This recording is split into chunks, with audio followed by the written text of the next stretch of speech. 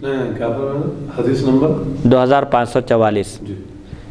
باب ما جاء في صفة اوان الحوض حدثنا محمد بن اسماعیل حدثنا يحيى بن صالح حدثنا محمد بن مهاجر عن العباس عن ابي سلام الحبشي قال بعث الي عمر بن عبد العزيز فحملت على البريد فلما دخل عليه قال يا امير المؤمنين لقد شق علي مركبي البريد فقال يا ابا سلام ما اردت ان اشق عليك ولكن بلغني عنك حديث تحدثه عن ثوبان عن النبي صلى الله عليه وسلم في الحوض فاحببت ان تشافهني به قال ابو سلام حدثني ثوبان عن رسول الله صلى الله عليه وسلم قال حوضي من عدن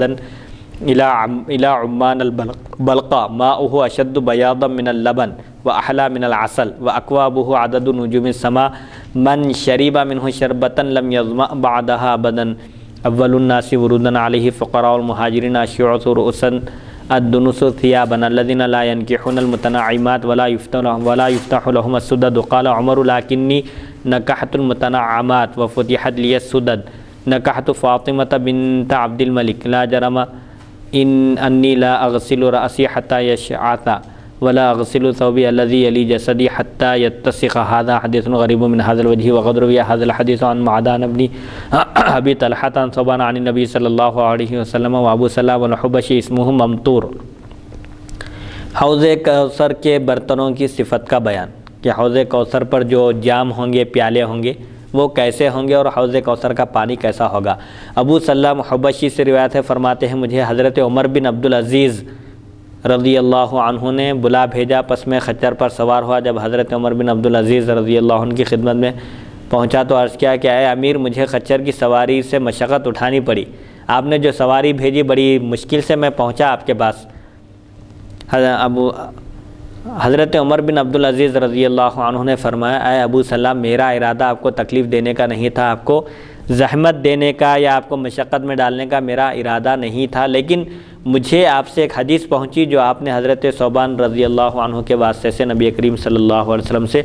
حوض کوثر کے متعلق روایت کی، میں چاہتا ہوں کہ آپ میرے سامنے وہ حدیث بیان کریں۔ یعنی یہ حدیث ایک واسطے سے پہنچی تھی، تو مجھے معلوم ہوا کہ آپ اس حدیث کو صحابی سے بیان کرتے ہیں، تو میں یہ چاہا کہ براہ راست ڈائریکٹ آپ سے سنوں، بیچ میں کسی اور واسطے کو رکھنے کے بجائے میں آپ سے سننے کا خواہش مند ہوا، اسی لیے میں نے آپ کو یہ زحمت دی، اور میرا ارادہ مطلق آپ کو مشقت میں ڈالنے کا نہیں تھا، بس یہ سعادت حاصل کرنا چاہتا تھا کہ براہ راست میں اس حدیث شریف کو خود آپ سے سنوں، پھر اور ایک واسطہ بڑھانے کے بجائے آپ سے میں سننا چاہتا تھا، اس لیے میں آپ کو تکلیف دیا۔ یعنی حوض کوثر پر کتنے قسم کے برتن ہوں گے؟ برتن کیسے ہوں گے اور پانی کیسا ہوگا حوض کوثر کا۔ تو اب اس کے بعد آپ فرماتے ہیں حضرت عمر بن عبدالعزیز رضی اللہ عنہ نے کہ حوض کوثر کے متعلق روایت جو آپ نبی کریم صلی اللہ علیہ وسلم سے کرتے ہیں، بیچ میں ثوبان کا واسطہ ہے، میں وہ حدیث آپ سے سننا چاہتا ہوں۔ پھر اب اس حدیث میں اگر میں جس شخص سے سنا ہوں وہاں 3 واسطے ہو جا رہے ہیں، میں یہ چاہتا تھا کہ ایک واسطہ اور کم ہو جائے، بالمشافہ براہ راست خود آپ کی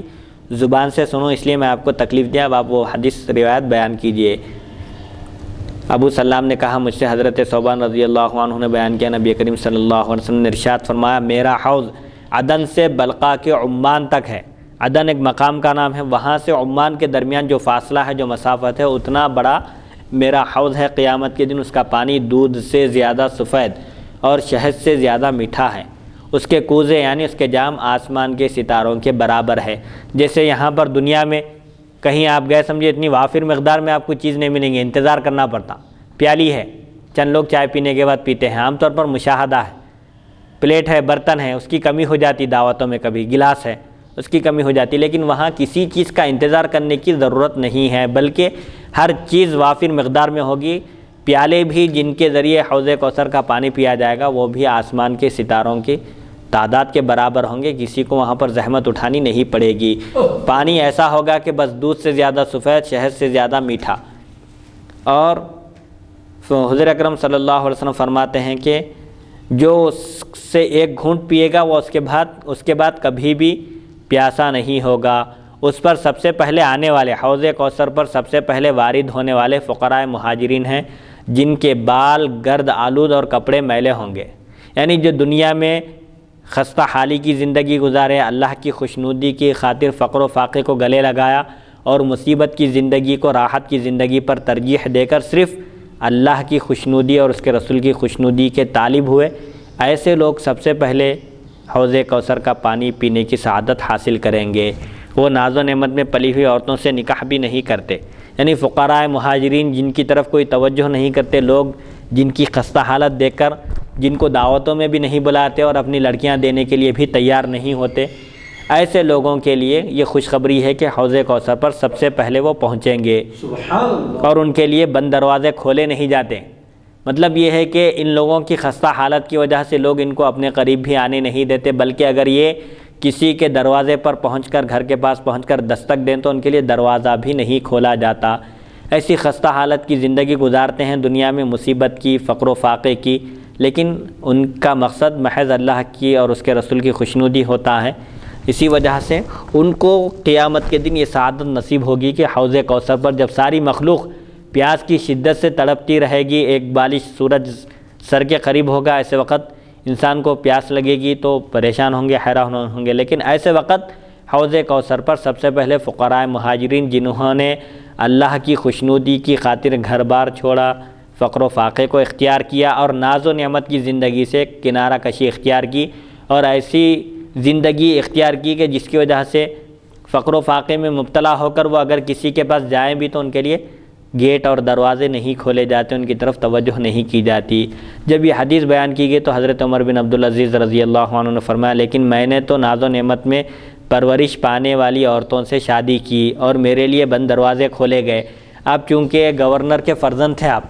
آپ کا مقام و مرتبہ جو تھا، عمر بن عبدالعزیز رضی اللہ عنہ خلافت کی ذمہ داری قبول کرنے سے پہلے تک آپ عیش و عشرت کی زندگی گزارتے تھے، مرفہ الحال تھے۔ عیش و عشرت کی زندگی کا مطلب یہ نہیں کہ گناہوں میں ملوث تھے، نعوذ باللہ من ذالک، بلکہ جیسے عام طور پر مالدار لوگ زندگی گزارتے ہیں، خوشحال زندگی، بہترین لباس، بہترین کھانا، بہترین سواری، ایسا آپ کا معاملہ تھا۔ لیکن خلافت کی ذمہ داری سنبھالنے کے بعد آپ نے ان تمام لذتوں سے کنارہ کشی اختیار کر لی۔ اسی لیے محدثین کرام، مؤرخین آپ کو خلفائے راشدین کے نہج پر، چونکہ آپ نے 2.5 سال تک حکومت کی، خلافت کی ذمہ داری سنبھالی، پھر آپ کو زہر دے کر شہید کر دیا گیا، تو آپ کو خلفائے راشدین کی صف میں شمار کرتے ہیں کہ آپ 5ویں خلیفہ ہیں، خلیفہ برحق، عمر ثانی کہا جاتا ہے۔ اسی لیے آپ کے عدل و انصاف کی وجہ سے، آپ کی دیانت داری کی وجہ سے، آپ کی مومنانہ فراست کی وجہ سے، تدبیر مملکت میں آپ کو جو مہارت تھی، اس بنیاد پر آپ کا شمار خلفائے راشدین میں کیا جاتا ہے اور آپ کو عمر ثانی کہا جاتا ہے۔ عمر رضی اللہ عنہ کے نقش قدم پر چلتے ہوئے آپ نے عدل و انصاف کو عام کیا، اور خاندان کے لوگ خاندانی عظمت کی وجہ سے اور خاندانی رعب و دبدبے کی وجہ سے جو لوگوں کی جائیدادوں پر، پراپرٹیوں پر قبضہ کیے تھے، ان قبضوں کو بھی آپ نے ختم کیا اور اہل حقوق کو ان کے حقوق دلائے۔ اسی لیے آپ کے خاندان کے لوگ اور حکومت کے لوگ دشمن ہو کر آپ کو زہر کے ذریعے شہید کر دیے۔ بہرحال حضرت عمر بن عبدالعزیز رضی اللہ عنہ فرماتے ہیں، میں نے ناز و نعمت میں پرورش پانے والی عورتوں سے نکاح کیا اور میرے لیے بند دروازے کھولے گئے، یعنی کہیں ایسا نہیں ہوا کہ میں کہیں پہنچا اور وہ مجھے نہیں بلایا گیا ہے، میری پذیرائی نہیں کی گئی، بلکہ میں جہاں بھی جاتا میرا استقبال ہوتا، لوگ میری تعظیم کرتے، احترام کرتے، خاطر مدارات کرتے تھے۔ میں نے فاطمہ بنت عبد الملک سے نکاح کیا، یقیناً جب تک میرا سر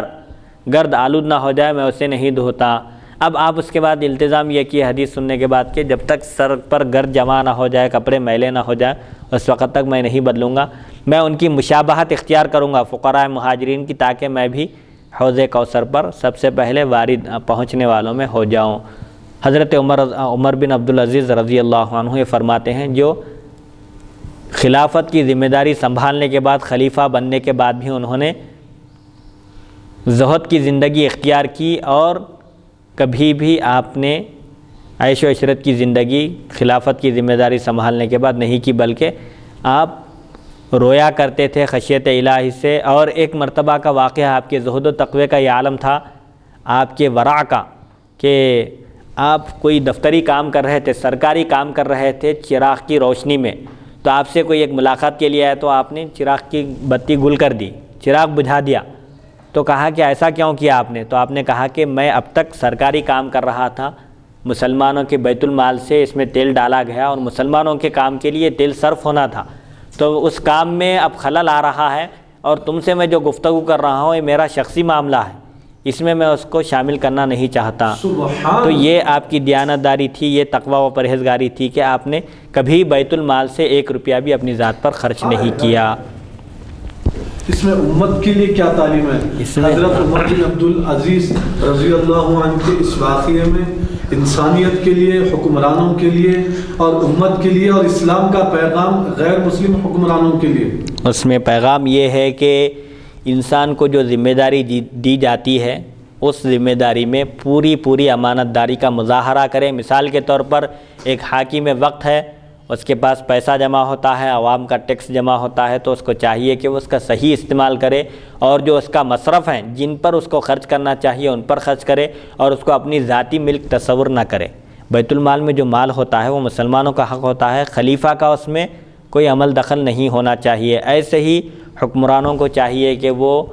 مسلمانوں نے جس طرح حکمرانی کی ہے، خاص طور پر خلفائے راشدین نے جس نہج پر حکومت کی ہے اس نہج پر اگر حکومت کی جائے تو یقیناً پوری دنیا میں عدل و انصاف عام ہو سکتا ہے، خوشحالی آ سکتی ہے، اور یہ پریشانی کے بادل جو بے روزگاری کے بادل منڈلا رہے ہیں وہ بھی دور ہو سکتے ہیں۔ بہرحال خلفائے راشدین کے نہج پر حکومت کرنے سے امن و امان بھی عام ہوگا اور ہر طرف خوشحالی کا دورہ ہوگا۔ اسی لیے مہاتما گاندھی نے بھی تاکید کی تھی کہ عمر رضی اللہ عنہ کے نقش قدم پر چلتے ہوئے حکومت کی جائے تاکہ مخلوق کا سپورٹ بھی رہے، عوام کی تائید بھی حاصل رہے، عوام کے بھی کام بنتے رہیں اور حکمرانوں کی بھی خدمت اللہ کی بارگاہ میں قبول ہو۔ تو حضرت عمر بن عبدالعزیز رضی اللہ عنہ کے اس واقعے سے ہم کو یہ پیغام ملتا ہے کہ ہم کو مکمل امانت داری کا مظاہرہ کرنا چاہیے ہر چیز میں، چاہے ہم دفتر میں رہیں، گھر میں رہیں یا کسی کے پاس رہیں یا کسی کی کوئی ذمہ داری قبول کریں کام کی، اس میں بھی دیانت داری اور امانت داری کا مظاہرہ کرنا چاہیے، اور جس چیز میں ہمارا حق نہیں ہے ہم اس میں تصرف نہیں کرنا چاہیے۔ غیر کی ملکیت میں اس کی اجازت کے بغیر تصرف کرنا، اختیار کرنا، اس میں اپنا کوئی عمل دخل، یہ درست نہیں ہے۔ حدیث نمبر 2545 حدثنا محمد بن بشار حدثنا ابو عبد الصمد العمی عبد العزیز بن عبد الصمد حدثنا ابو عمران الجونی عن عبد الله بن الصامت عن ابي ذر قال قلت يا رسول الله ما آنية الحوض قال والذي نفسي بيده لآنيته أكثر من عدد نجوم السماء وكواكبها في ليلة مظلمة مصحية من آنية الجنة من شرب منها لم يظمأ آخر ما عليه عرضه مثل طوله ما بين عمان إلى أيلة ماؤه أشد بياضا من اللبن وأحلى من العسل۔ هذا حديث حسن صحيح غريب۔ وفي الباب عن حذيفة بن اليمان وعبد الله بن عمرو وأبي برزة الأسلمي وابن عمرو بن حارثة بن وهب والمستورد بن شداد وروي عن ابن عمر عن النبي صلی اللہ علیہ وسلم حوضي كما بين الكوفة إلى الحجر الأسود۔ حضرت ابو ذر غفاری رضی اللہ عنہ فرماتے ہیں میں نے عرض کیا یا رسول اللہ صلی اللہ علیہ وسلم حوض کوثر کے برتن کیا ہیں، ان کی صفت، ان کی حقیقت بیان فرمائیے۔ آپ نے فرمایا مجھے قسم ہے اس ذات کی جس کے قبضہ قدرت میں میری جان ہے، اس کے برتن آسمان کے ان ستاروں اور سیاروں سے زیادہ ہیں جو بادل سے صاف اندھیری رات میں دکھائی دیتے ہیں۔ تاریک رات میں جس میں کوئی بادل نہیں ہے، اس رات میں جیسے ستارے نظر آتے ہیں، سیارے نظر آتے ہیں، تارے، ان تاروں کے مانند، ان تاروں کی مقدار میں حوض کوثر کے برتن ہیں، ان کی تعداد بتائی جا رہی ہے، اور وہ جنت کے برتنوں میں سے ہیں۔ حوض کوثر کے برتن یہ عام دنیا کے برتن نہیں ہیں بلکہ جنت کے برتنوں میں سے ہیں۔ جو آدمی حوض کوثر سے پیے گا کبھی پیاسا نہیں ہوگا، جس کو ایک گھونٹ نصیب ہو جائے اس کو کبھی بھی پیاس نہیں لگے گی۔ اس حوض کی چوڑائی اس کی لمبائی جتنی ہے، یعنی چوکور ہے، وہ حوض ایسا ہے کہ چوڑائی اور لمبائی دونوں برابر ہے اس کی۔ عام طور پر دنیا میں جو چیزیں بنائی جاتی ہے لمبائی زیادہ ہوتی ہے چوڑائی کم ہوتی ہے، یا چوڑائی زیادہ ہوتی ہے لمبائی کم ہوتی ہے، لیکن اس حوض کی چوڑائی اور لمبائی دونوں برابر ہے، جتنی چوڑائی ہے اتنی لمبائی ہے، اور وہ حوض چوکور ہے، چوکونا، اور یہ عمان سے ایلا تک کی مسافت کے برابر ہے۔ عمان جو مقام ہے وہاں سے ایلا تک طویل مسافت ہے، اتنا بڑا حوض ہے، کئی کلومیٹر کے فاصلے پر ہے وہ، عمان ایلا سے اتنا فاصلہ ہے، حوض کوثر اتنا بڑا ہے۔ اور یہ بیان فرما رہے ہیں کہ اس کا پانی، حوض کوثر کا پانی دودھ سے زیادہ سفید اور شہد سے زیادہ میٹھا ہے۔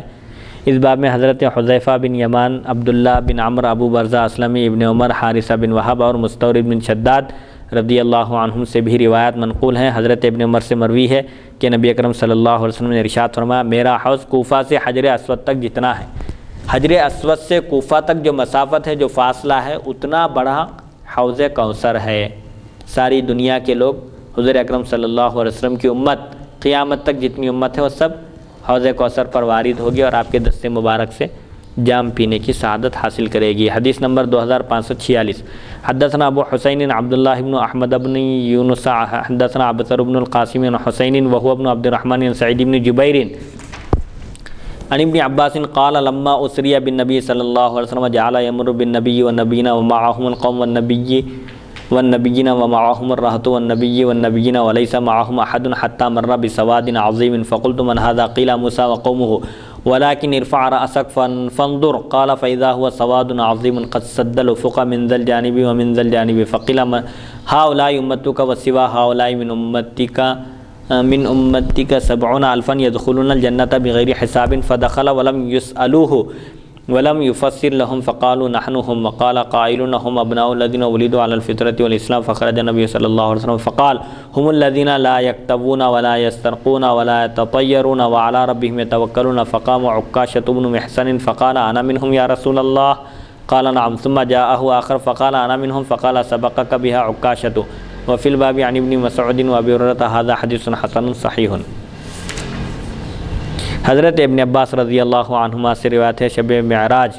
نبی اکرم صلی اللہ علیہ وسلم ایک نبی اور کئی نبیوں کے پاس سے گزرے اور ان کے ساتھ ایک قوم تھی۔ معراج کے موقع پر جب حضور اکرم صلی اللہ علیہ وسلم کو اللہ تعالیٰ کا دیدار عطا ہوا، اس جب آپ گزرے، آپ کا گزر نبیوں کے پاس سے ہوا، انبیاء کے پاس سے، ایک نبی اور کئی نبیوں کے پاس سے گزرے تو کسی نبی کے ساتھ چند لوگ تھے، کسی نبی کے ساتھ ایک قوم تھی اور کسی نبی کے ساتھ ایک بہت بڑی جماعت تھی۔ کئی نبیوں کے ساتھ ایک جماعت تھی اور کئی نبیوں کے ساتھ کوئی نہ تھا، یعنی جتنے انبیاء کرام علیہم الصلاۃ تشریف لائے، دین کی دعوت دیے، اللہ کی وحدانیت کا پیغام سنائے، لوگوں سے کہے کہ اللہ کے سوا کوئی معبود نہیں ہے، اسی کی عبادت کرو، تو بعض لوگ ایمان لائے، بعض لوگ نہیں لائے۔ تو انبیاء کرام جو سابق میں بھیجے گئے تھے کہ ان پر چند لوگ ایمان لائے، اور ایک نبی ایسے بھی تھے جن پر ایک لوگ ایمان لائے، اور ایک نبی ایسے بھی تھے جن پر کوئی بھی ایمان نہیں لائے، یہاں تک کہ آپ صلی اللہ علیہ وسلم کا گزر ایک بہت بڑی جماعت کے پاس سے ہوا۔ آپ فرماتے ہیں میں نے پوچھا یہ کون ہے؟ ایک جماعت نظر آئی جو بہت بڑی تھی، کثیر جماعت نظر آئی، تو آپ نے دریافت فرمایا کہ یہ کون ہے؟ کہا گیا حضرت موسیٰ علیہ السلام اور آپ کی قوم ہے۔ موسیٰ علیہ السلام پر بہت سارے لوگ ایمان لائے، آپ کی بڑی جماعت ہے، لیکن آپ اپنا سر مبارک اٹھا کر دیکھیے تو کیا دیکھتے ہیں کہ بہت بڑی جماعت ہے جس نے ہر طرف سے افق کو گھیر رکھا ہے، جدھر نظر ڈالتے ہیں لوگ ہی لوگ نظر آتے ہیں، بہت بڑی جماعت ہے۔ تو کہا گیا کہ یہ آپ کی امت ہے، یہ جو نظر آ رہی ہے پورے افق میں ہر طرف پھیلی ہوئی جو نظر آ رہی ہے یہ جماعت، یہ آپ کی امت ہے، اور ان کے علاوہ 70,000 لوگ ایسے ہیں جو بلا حساب و کتاب جنت میں داخل ہوں گے۔ حضور اکرم صلی اللہ علیہ وسلم نے وہاں پر کیوں دریافت کیا کہ یہ کون ہے؟ آپ کو معلوم ہے، لیکن پوچھنے کا مقصد یہ ہے کہ سامنے والوں کو بھی بتا دیا جائے کہ یہ کس کی امت ہے اور کس پر ایمان لانے والے لوگ تھے یہ۔ پھر آپ سے کہا گیا کہ آپ کی امت میں یہ جو لوگ نظر آ رہے ہیں ان کے علاوہ بھی 70,000 افراد ایسے ہیں جو بلا حساب و کتاب جنت میں داخل ہوں گے۔ آپ صلی اللہ علیہ وسلم یہ فرما کر حجرے میں تشریف لے گئے۔ حضور اکرم صلی اللہ علیہ وسلم یہ حدیث شریف بیان کر رہے تھے، یہاں تک بیان کرنے کے بعد اب حجرے مبارکہ میں تشریف لے گئے۔ نہ تو صحابہ کرام نے تفصیل پوچھی، ولم یسألوہ ولم یفسر لہم، نہ صحابہ کرام نے آپ سے تفصیل پوچھی اور نہ ہی آپ نے ان سے وضاحت فرمائی۔ پس صحابہ کرام نے کہا وہ لوگ ہم ہیں۔ اب آپس میں گفتگو ہو رہی ہے اس حدیث کو سننے کے بعد کہ 70,000 افراد کون ہیں جو بلا حساب و کتاب جنت میں داخل ہوں گے؟ تو بعض صحابہ نے کہا کہ وہ لوگ ہم ہیں، بعض نے کہا یہ وہ لوگ ہیں جو فطرت اسلام پر پیدا ہوئے۔ اب وہ 70,000 افراد کی تشریح نہیں ہوئی نا جو بلا حساب و کتاب جنت میں داخل ہوں گے، تو وہ کون سے لوگ مراد ہے؟ صحابہ پوچھے نہیں اور حضور تفسیر بیان کیے نہیں، اس کی وضاحت فرمائے نہیں۔ تو اب صحابہ آپس میں گفتگو کر رہے ہیں، بعض لوگ کہہ رہے ہیں کہ وہ ہم ہیں اور بعض لوگ کہہ رہے ہیں کہ وہ نہیں بلکہ وہ لوگ ہیں، وہ ان لوگوں کے بیٹے ہیں جو دین اسلام پر پیدا ہوئے۔ یعنی عام طور پر جب انسان پیدا ہوتا ہے تو اس کے اندر دین حق کو قبول کرنے کی صلاحیت ہوتی ہے، لیکن آگے چل کر وہ ماحول کے اثر کو قبول کر کے ماں باپ کے مطابق ماں باپ کو جس دین پر پاتا ہے اس دین کا وہ ہو جاتا ہے، عام طور پر ایسا ہوتا ہے۔ تو صحابہ فرمائیں کہ بعض صحابہ فرمائیں کہ وہ ہم لوگ ہیں 70,000، بعض صحابہ فرمائیں نہیں بلکہ وہ 70,000 وہ بچے ہیں جو دین فطرت پر اسلام پر پیدا ہوتے ہیں اور بچپن میں انتقال کر جاتے ہیں۔ اب بچپن میں انتقال کر گیا تو اندازہ کیسا کرنا مسلمان ہیں یا کافر؟ مسلمان کی اولاد ہے تو مسلمان سمجھی جائے گی، کافر کی اولاد ہے تو ہو سکتا ہے کہ بڑا ہو کر مسلمان ہونے والا تھا۔ تو بہرحال اس لیے بولے کہ فطرت پر پیدا ہونے والے، دین اسلام پر پیدا ہونے والے بچے وہ لوگ مراد ہیں یہ 70,000 سے۔ تو حضور اکرم صلی اللہ علیہ وسلم جب باہر تشریف لائے تو آپ نے فرمایا نہیں، یہ وہ لوگ ہیں جو نہ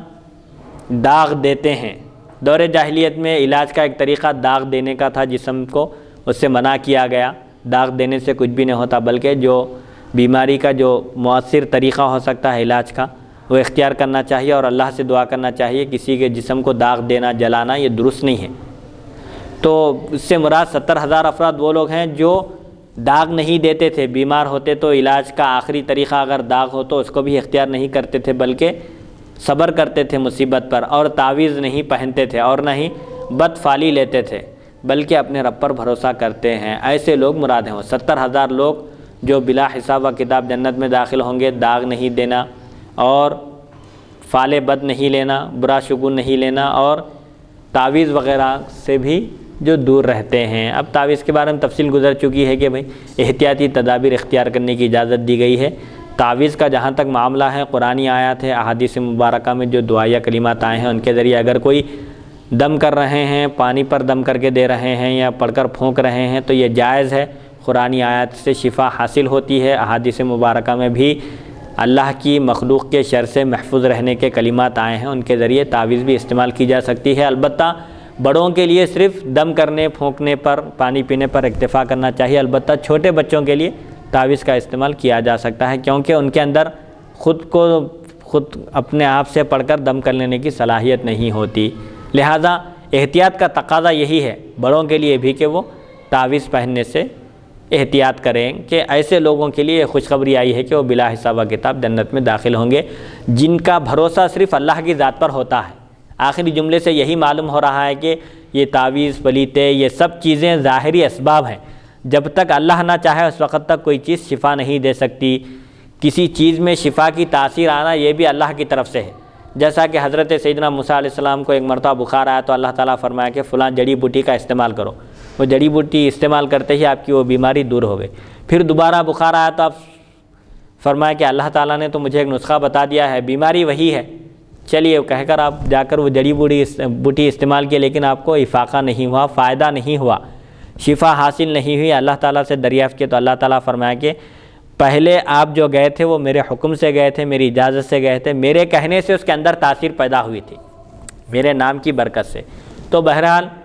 اگر اللہ چاہے تو زہر میں بھی شفا مل سکتی ہے انسان کو، اور اگر اللہ نہ چاہے تو شفا کی دوا استعمال کرنے کے باوجود انسان ختم ہو جا سکتا ہے۔ لہٰذا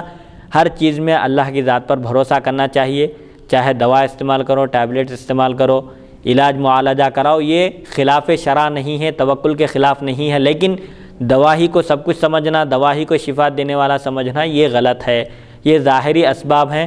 حقیقت میں شفا دینے والا، بیماریوں سے چھٹکارا عطا فرمانے والا اللہ ہی ہے۔ جب حضور اکرم صلی اللہ علیہ وسلم یہ بات بیان کیے تو عکاشہ بن محصن رضی اللہ عنہ نے اٹھ کر پوچھا، سوال کیا، یا رسول اللہ صلی اللہ علیہ وسلم میں بھی ان میں ہوں، میرا بھی شمار ان میں ہے کیا 70,000 میں؟ تو آپ صلی اللہ علیہ وسلم نے فرمایا ہاں۔ پھر دوسرے آدمی آئے اور انہوں نے پوچھا میں بھی ان میں ہوں؟ تو آپ نے فرمایا نہیں، تم اس میں عکاشہ تم پر سبقت لے گئے۔ اس باب میں حضرت ابن مسعود اور ابو ہریرہ رضی اللہ عنہما سے بھی روایت منقول ہے، یہ حدیث حسن صحیح ہے۔ حضرت عکاشہ بن محصن رضی اللہ عنہ نے حضور اکرم صلی اللہ علیہ وسلم سے درخواست کی کہ آپ دعا فرمائیے کہ اللہ تعالیٰ میرا شمار بھی ان 70,000 افراد میں فرمائے جو بلا حساب و کتاب جنت میں داخل ہوں گے۔ تو حضرت اکرم صلی اللہ علیہ وسلم کو چونکہ اس مجلس میں آپ کو اجازت دی گئی تھی ایک شخص کے لیے دعا کرنے کی، آپ نے فرمایا کہ تم انہی میں سے ہو، 70,000 افراد جو بلا حساب و کتاب جنت میں داخل ہوں گے، تمہارا شمار بھی ان میں ہے۔ پھر اور ایک صحابی ان کو دیکھ کر انہوں بھی عرض کیے، وہ صحابی بھی عرض کیے کہ آپ میرے حق میں بھی دعا فرمائیے۔ تو حضور فرمائے نہیں، عکاشہ بن محصن تم پر سبقت لے گئے۔ ایک شخص کی مجھے اجازت دی گئی تھی، اگر تم پہلے پوچھتے تو تمہارے حق میں میری دعا قبول ہو جاتی تھی اور تمہارا شمار ان میں ہوتا تھا، لیکن تم سے پہلے عکاشہ بن محصن پوچھے۔ تو اس سے معلوم ہوتا ہے کہ خیر کے کاموں میں، نیکی کے کاموں میں، اچھائی کے کاموں میں آگے بڑھنا چاہیے، پیچھے رہنے سے انسان پیچھے ہی رہ جاتا ہے۔ سعادت کے کاموں میں، نیکی کے کاموں میں سبقت لے جانا چاہیے۔ حدیث نمبر 2547 حدثنا محمد بن عبداللہ بن بزیع البصری حدثنا زیاد بن ربیع حدثنا ابو عمران الجونی عن انس بن مالک قال ما اعرف شيئا مما كنا عليه على عهد رسول الله صلی اللہ علیہ وسلم فقلت اين الصلاة قال اولم تصنعوا في صلواتكم ما قد علمتم هذا حديث حسن غريب من هذا الوجه وقد روي من غير وجه عن انس۔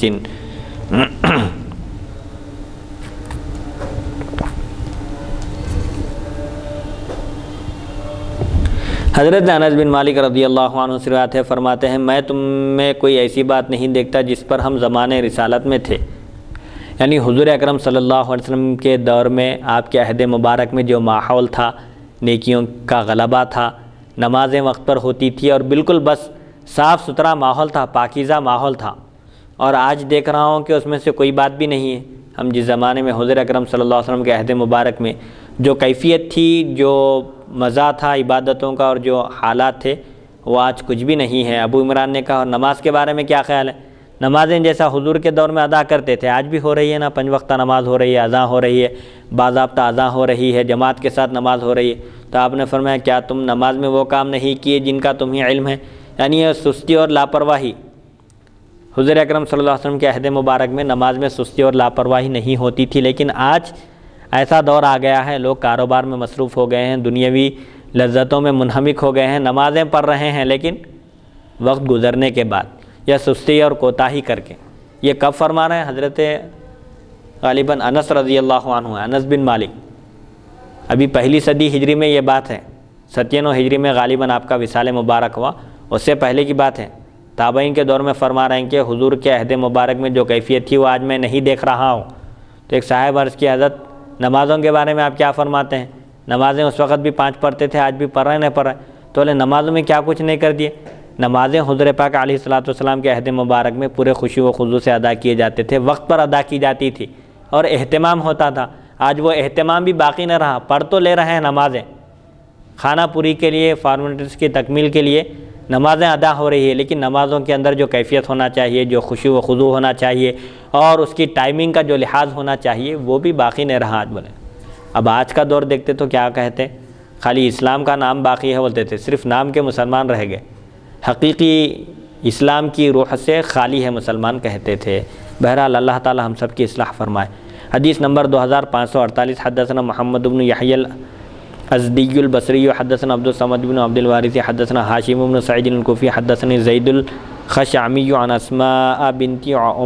عمیس الخثعمیہ قالت سمعت رسول اللہ صلی اللہ علیہ وسلم یقول بئس العبد عبد تخیل واختال ونسی الکبیر المتعال وبئس العبد عبد تجبر واعتدى ونسی الجبار الاعلی بئس العبد عبد سہا ولہا ونسی المقابر والبلا بئس العبد عبد عطا وطغى ونسی المبتدأ والمنتہى بئس العبد عبد یختل الدنیا بالدین بئس العبد عبد یختل الدین بالشبہات بئس العبد عبد طمع یقودہ بئس العبد عبد هوى یضلہ بئس العبد عبد رغب یذلہ ھذا حدیث لا نعرفہ الا من ھذا الوجہ ولیس اسنادہ بالقوی۔ حضرت اسماء بنت عمیس خثعمیہ رضی اللہ عنہ فرماتی ہیں میں نے رسول اکرم صلی اللہ علیہ وسلم کو ارشاد فرماتے ہوئے سنا، وہ بندہ بہت برا ہے جس نے اپنے آپ کو دوسروں سے اچھا سمجھا، تکبر کیا، غرور کیا، ظام کیا اور اپنے آپ کو دوسروں سے بہتر سمجھا اور بلند و بالا ذات کو بھول گیا، تکبر کر رہا ہے۔ تکبر تو اللہ کے لیے سزاوار ہے، اللہ کو مناسب ہے، اللہ کی ذات کے لیے۔ اللہ کو بھول جا رہا ہے، اپنے آپ کو تکبر میں کیا سمجھ رہا کہ اللہ کی ذات کو بھول گیا۔ ایسا بندہ کیا ہی برا بندہ ہے جو تکبر کیا دوسروں اور اپنے آپ کو دوسروں سے اچھا سمجھا اور اللہ کبیر متعال جو بلند و بالا ذات ہے اس کو بھول گیا۔ اور وہ بندہ بھی کیا ہی برا ہے جو جابر و ظالم بن گیا اور جبار اعلیٰ کو بھول گیا، لوگوں پر ظلم و ستم ڈھا رہا ہے، لوگوں پر ظلم و ستم کر رہا ہے اور اللہ بزرگ و برتر جو زبردست طاقتور ہے اس سے بھی زیادہ اس کو بھول گیا۔ یعنی کوئی کسی پر ظلم کر رہا ہے تو اس کو یہ نہیں بھولنا چاہیے کہ اللہ تعالیٰ اس کی اس حرکت کو دیکھ رہا ہے، یقیناً اللہ اس پر ایک ظالم کو مسلط کرے گا۔ اسی لیے مظلوم کی بد دعا سے بچنے کا حکم آیا ہے کہ مظلوم کی بد دعا اور اللہ کے درمیان کوئی حجاب نہیں ہے۔ مظلوم جب بد دعا کرتا ہے تو فوراً اس کی بد دعا قبول ہو جاتی ہے، اور اللہ تعالیٰ فرماتا ہے کہ میں تیری ضرور بضرور مدد کروں گا، اگرچہ کہ تھوڑی دیر کے بعد ہی کیوں نہ ہو۔ اسی لیے اردو میں بھی کہتے ہیں اللہ کے پاس دیر ہے اندھیر نہیں۔ فوراً مدد طلب کرتے ہی مدد پہنچنا یہ ضروری نہیں ہے، بندے کو صبر و تحمل کا مظاہرہ کرنا چاہیے، دعا کرتے رہنا چاہیے مصیبتوں کے دور ہونے کی، لیکن آنن فانن نہیں چاہنا چاہیے کام۔ اللہ کی مرضی ہے، اللہ جب چاہے دور کرتا تکلیف، تو اللہ کے پاس دیر ہے اندھیر نہیں۔ تو بہرحال جو بندہ تکبر کرتا ہے، جو بندہ لوگوں پر ظلم کرتا ہے، اللہ اس پر ظالم کو مسلط کرتا ہے۔ اور کیا ہی برا ہے وہ بندہ جو لہو و لعب میں مشغول ہو کر قبرستان اور قبر میں گل سڑ جانے کو بھول گیا۔ لہو و لعب میں مشغول ہے، دنیاوی لذتوں میں منہمک ہے، کھیل کود میں لگا ہوا ہے، اور جس مقصد کے لیے اس کی تخلیق ہوئی، اس کو پیدا کیا گیا، اس مقصد سے غافل ہے۔ اس کو یہ نہیں بھولنا چاہیے کہ ایک وقت آنے والا ہے جب اس کی روح قبض ہوگی، اس کا انتقال ہوگا، وہ مر جائے گا، اور اس کو جب قبر میں دفن کر دیا جائے گا تو وہ گل جائے گا، سڑ جائے گا۔ اس کی حیثیت حقیقت کیا ہے انسان کی؟ اپنی حقیقت سے انسان کو غافل نہیں ہونا چاہیے، اور جس مقصد کے لیے اس کو پیدا کیا گیا ہے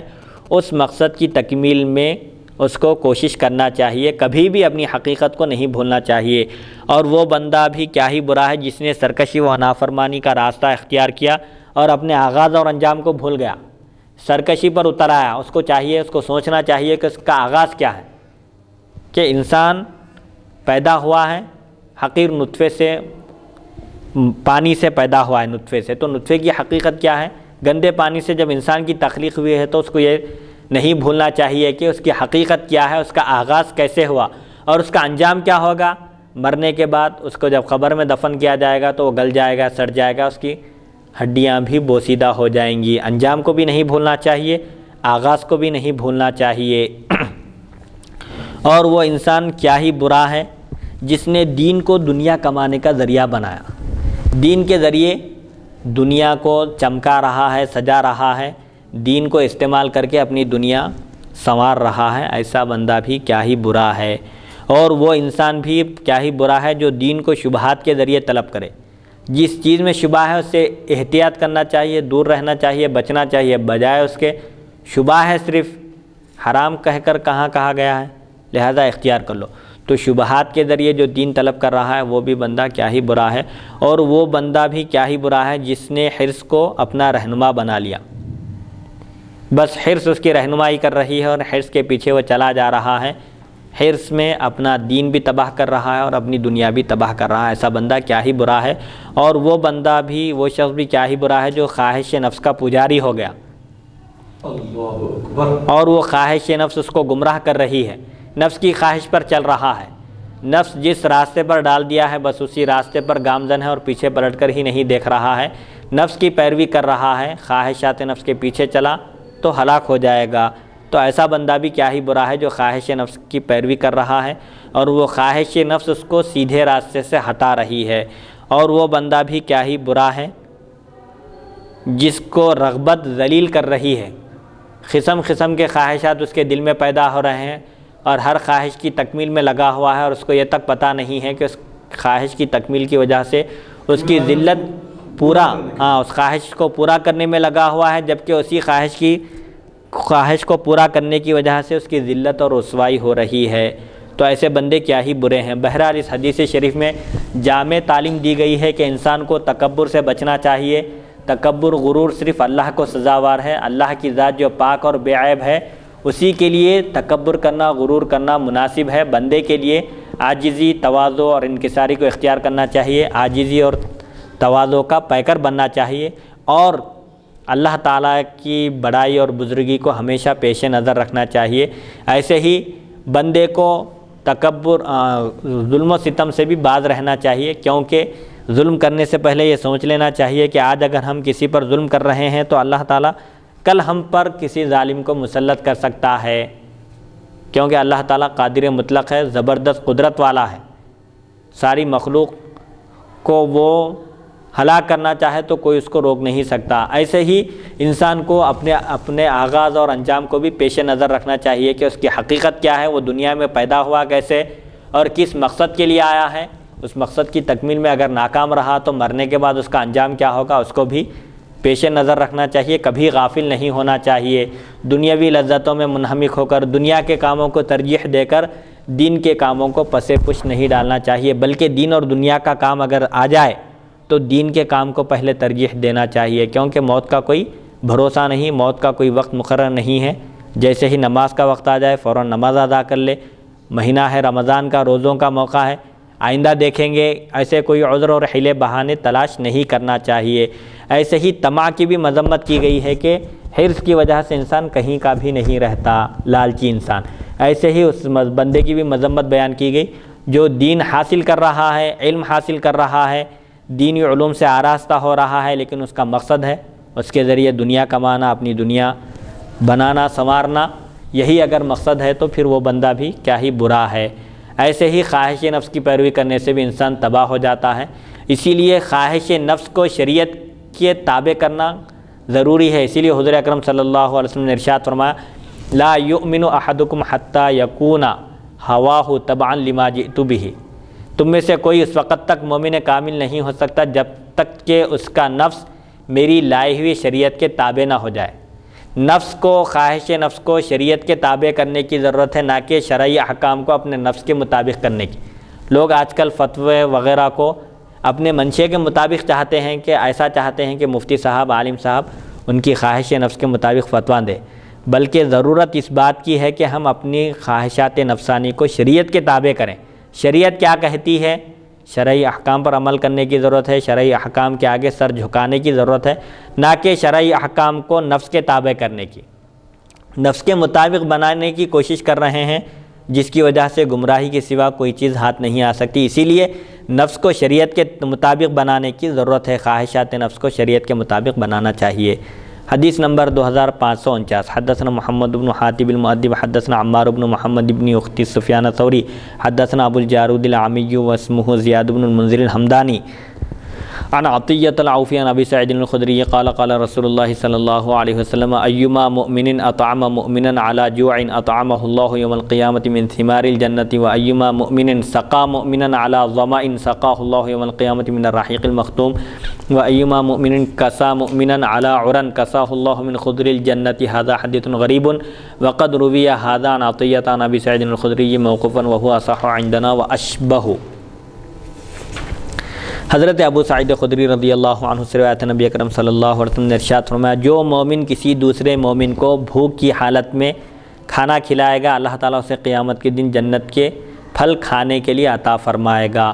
جو مومن کسی دوسرے مومن کو بھوکا ہے، بھوکے مومن کو اگر کھانا کھلائے گا تو اللہ تعالیٰ اس کو جنت کے میوے عطا فرمائے گا۔ اور جو مومن کسی مومن کو پیاس کی حالت میں پانی پلائے گا، کسی پیاسے مومن کو پانی پلائے گا، اس کی پیاس بجھائے گا تو اللہ تعالیٰ قیامت کے دن اسے مہر لگائی ہوئی خالص شراب پلائے گا۔ مہر لگائی ہوئی یعنی جس کے اوپر لاک کر دیا گیا، جس کو محفوظ کر دیا گیا، کوئی اس کو کھولا نہیں، جو نہایت پاکیزہ ہوتا ہے۔ اس سے مطلب یہ ہے، اس سے مراد یہ ہے کہ نہایت پاکیزہ اور کسی کا ہاتھ ابھی نہیں لگا اس کو، وہ استعمال میں نہیں آئی ابھی تک، ایسی بہترین شراب اللہ تعالیٰ اس کو پلائے گا۔ اور جو مومن کسی برہنہ مومن کو لباس پہنائے گا، ستر پوشی کرے گا تو اللہ تعالیٰ قیامت کے دن اسے سبز لباس پہنائے گا، جنتیوں کا لباس جس کے پاس کپڑے پہننے کے لیے نہیں، کپڑے نہیں ہیں جس کے پاس پہننے کے لیے، ستر چھپانے کے لیے تک اگر کپڑا نہیں ہے، ایسے شخص کے لیے اگر کوئی لباس فراہم کرے گا، ستر پوشی کا ذریعہ اس کے لیے فراہم کرے گا تو اللہ تعالیٰ اس کو قیامت کے دن جنتی لباس پہنائے گا۔ بہرحال اس میں مخلوق کے لیے، امت کے لیے تعلیم دی جا رہی ہے کہ وہ اگر صاحب ثروت ہیں تو دوسرے لوگوں کا خیال کریں، بھوکے کو کھانا کھلائیں، پیاسے کو پانی پلائیں، اور کوئی غریب ہے، محتاج تنگ دست ہے، لباس نہیں ہے اس کے لیے پہننے کے لیے اس کے پاس، تو اس کے لیے لباس بھی فراہم کرے۔ تین چیزیں یہ عام طور پر بنیادی ضرورت ہے، روٹی، کپڑا، مکان، تو اس لحاظ سے ان چیزوں کا ذکر کیا گیا۔ اس کے علاوہ جس شخص کو جیسی ضرورت ہے، مثال کے طور پر ایک غریب ہے، قرض کے بوجھ تلے دبا ہوا ہے، آپ اس کی مدد کر سکتے ہیں اس کے قرض کی ادائیگی کے لیے، تو اس کی مدد کرنا یہ بھی اس میں شامل ہے۔ یہ تین چیزیں عام طور پر جو ایک مومن کی ضرورت ہے اس کو پیش آتی ہے، اس کا بیان کیا گیا۔ اس سے ہٹ کر جس کے لیے جیسی ضرورت ہے ویسی اس کی ضرورت پوری کرنا ہو، اس کی خدمت کی ضرورت ہے، سمجھے ایک مسلمان ہے، بوڑھا شخص ہے، اس کا کوئی خادم نہیں ہے، اس کا کوئی خدمت کرنے والا نہیں ہے، اس کی خدمت کرنا بھی اس میں شامل ہے۔ حدیث نمبر 2550، حدثنا ابو بکر بن ابی النضر حدثنا ابو النضر حدثنا ابو عقیل الثقفی حدثنا ابو فروة یزید بن سنان التمیمی حدثنی بکیر بن فیروز قال سمعت ابا هریرة یقول قال رسول اللہ صلی اللہ علیہ وسلم من خاف ادلج ومن ادلج بلغ المنزل الا ان سلعة اللہ غالیۃ الا ان سلعة اللہ الجنۃ۔ هذا حدیث حسن غریب لا نعرفه الا من حدیث ابی النضر۔ حضرت ابو ہریرہ رضی اللہ عنہ سے روایت رسول اکرم صلی اللہ علیہ وسلم نے ارشاد فرمایا، جو ڈرا، جس نے خوف کیا وہ پہلی رات چلا، اور جو پہلی رات چلا منزل پر پہنچ گیا۔ مطلب یہ ہے کہ جیسا کہ عرب میں طریقہ ہوتا تھا کہ رات کے وقت سفر کیا کرتے تھے، اگر کسی مقام پر خوف اور خطرہ محسوس ہوتا تو فوراً رات کے اول حصے میں ہی وہاں سے نکل پڑتے تھے، چلے جاتے تھے، اور جو رات کے اول حصے میں نکل پڑتا تھا وہ اپنی منزل کو پہنچ جاتا تھا۔ تاخیر کرنے والے ابھی جائیں گے، آرام کریں گے، ٹال مٹول کرنے والے خطرے کے وقت گرفت میں آ جاتے ہیں اور خطرے کا شکار ہو جاتے ہیں۔ تو جس شخص کو خوف محسوس ہوتا ہے، خطرہ محسوس ہوتا ہے، وہ فوراً رات کے ابتدائی حصے میں ہی اس مقام سے چل پڑتا ہے، اور جو پہلے سیر شروع کر دیتا ہے، سفر شروع کر دیتا ہے، ظاہر بات ہے وہ منزل پر پہنچ جاتا ہے۔ سن لو اللہ تعالیٰ کا سامان قیمت والا ہے، گراں قیمت ہے، آگاہ ہو جاؤ اللہ تعالیٰ کا سامان کیا ہے؟ جنت ہے۔ جنت ایسے ہی حاصل ہونے والی ہے، سمجھ رہے ہو تم، ایسا نہیں ہے، وہ معمولی بات نہیں ہے، قیمتی چیز ہے، اس کے لیے قیمتی چیز کا نذرانہ پیش کرنا بھی ضروری ہے، اپنی خواہشات نفس کو دبانا اور اللہ کی مرضی کے مطابق اس کے احکام پر چلنے سے تم جنت میں داخل ہوگے۔ یہ ساز و سامان آسانی سے حاصل ہونے والا نہیں ہے، اسی لیے کہا گیا کہ حفت الجنت بالمکارہ، جنت کو گھیر دیا گیا ہے مصیبتوں سے۔ جب تک مصیبتوں سے نہیں گزرے گا مومن، اللہ تعالیٰ کے احکام پر عمل کرنے کے لیے مشقت نہیں اٹھائے گا۔ سردی کا موسم ہے، نفس چاہتا ہے کہ سو جائے اور مزید آرام کرے، لیکن ہمت کر کے نماز کے لیے اٹھ جانا یہ کمال کی بات ہے۔ اور جن لوگوں کے پہلو بستروں سے الگ رہتے ہیں اللہ کی عبادت کرنے کے لیے، اس کے عذاب کا خوف بھی ہے اور اس کی رحمت کی امید بھی ہے، ایسے لوگوں کے لیے یہ خوشخبری ہے۔ اور جنت کا ساز و سامان انتہائی قیمتی چیز ہے جنت، اس کو حاصل کرنے کے لیے ہم کو اپنے نفس پر کنٹرول کرنا ضروری ہے، اور نفس کی خواہشات کو جب تک ہم شریعت کے مطابق نہیں بنائیں گے اس وقت تک ہم اللہ تعالیٰ کی مہیا کی ہوئی نعمتوں سے سرفراز نہیں ہو سکیں گے۔ اللہ تعالیٰ سے دعا ہے کہ وہ ہم کو سننے اور سنانے سے زیادہ احادیث شریفہ پر عمل کرنے کی توفیق عطا فرمائے، اور ہمارا خاتمہ ایمان پر فرمائے، اور ہم کو حضور اکرم صلی اللہ علیہ وسلم کے دست مبارک سے